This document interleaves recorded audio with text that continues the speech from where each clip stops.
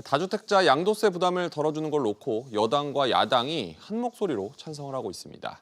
그런데 홍남기 경제부총리만 반대 목소리를 내면서 외길을 걷고 있는데요. 여당과 정부의 갈등이 여야와 정부 간 대립으로 커질 가능성이 보이자 결국 청와대가 개입을 했다고 합니다. 윤선영 기자와 자세히 알아봅니다. 모처럼 여야가 입을 맞추고 있는데 가로막고선 정부의 구체적인 입장은 뭡니까? 네, 우선 홍 부총리는 오늘 아침에 경제중대본 회의를 주재한 자리에서 이 문제에 대해서 단호하게 반대 입장을 밝혔습니다. 들어보시죠. 네.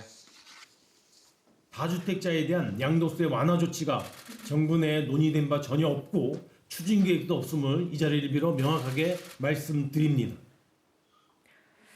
네, 앞서서 여당 의원들은 다주택자의 양도세 부담이 너무 커서 매물이 안 나온다며 완화를 검토하겠다고 밝혔습니다. 네. 윤석열 국민의힘 대선 후보도 아예 다주택자 양도세를 한시적으로 50% 인하하겠다고 말하기도 했습니다.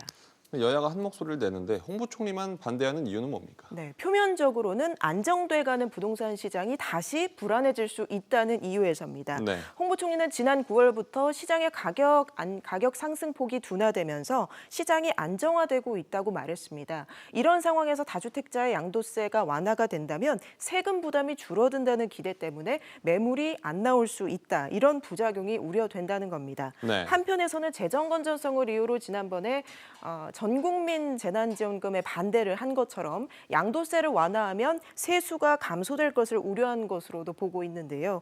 집값이 많이 오르면서 올해 양도세로만 역대 최대인 30조 원이 거칠 것으로 예상이 되는데 지난해보다 12조 원 이상 많은 수준입니다. 그런데 1주택자에 이어서 다주택자의 양도세까지 완화를 해주게 된다면 내년에 세수 감소가 우려되는 상황입니다.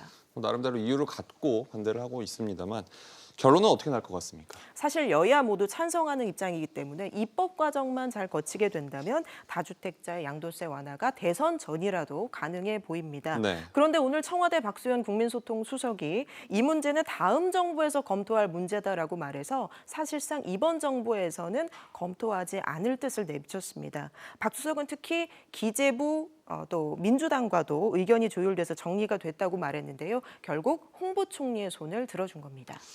홍 총리가 목적을 달성했다고 볼 수도 있을 것 같은데요. 윤 기자 잘 들었습니다.